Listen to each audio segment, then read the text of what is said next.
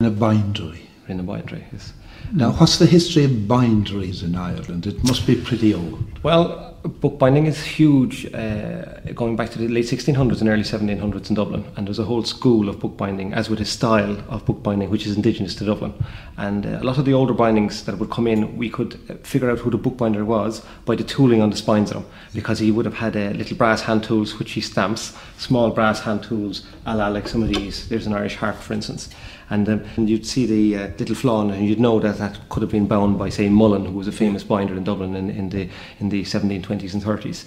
But what we do here in this area is I do the gold tooling for the volumes. So a customer would come in with a volume to be bound, and they could choose the leather or the marble papers and things for it. Most of the conservation and repair we do in the lab next door.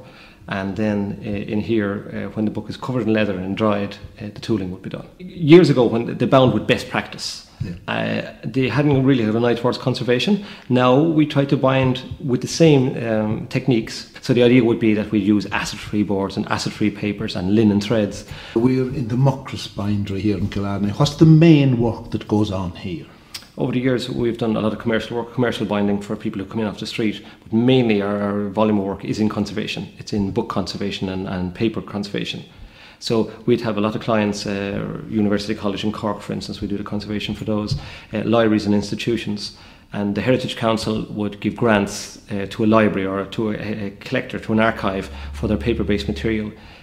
For conservation. So it's not limited to an area within 50 miles of Killarney or anything? Oh gosh, no. We'd have Americans who would come over now for their annual holiday, and books are easily transportable, so they'd bring a small book that needs to be conserved, they'd bring it with them, call in, and then leave it with us, and then it would take maybe 6 months or more sometimes these projects to do. They'd either collect it again or we'd ship it back to them in the States again. And we also get people coming in looking for new bindings. They're looking for brand new bindings in full leather using all these archival materials. They want the book bound in acid-free boards and threads. They want it done in archival leathers and gold tooled. And the reason is that they want something very special that's going to last. We can guarantee that it's going to last, well, providing it isn't damaged, it's going to last for 500, 600, 700 years. We'd have vellum documents that would come to us. I'll show you a vellum document in a second.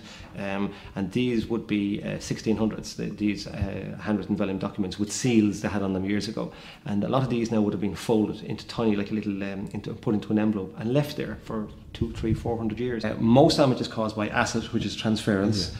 Or four-legged or two-legged damage, which is rodent or human. Yeah. Human damage being the priority there, because we do cause a lot of damage. People drink coffee or eat a Mars bar and then flick pages over with their thumbs and turn. Yet to be fully assessed. You can see where the damage is in paper in these ones, and these ones we haven't even had a chance to go through yet. These ones are from 1740. 1740. I won't handle them now. I'm not wearing gloves. But they had to be very. This whole set of papers now will have to be very carefully taken asunder and documented and checked. So time consuming. Very slow.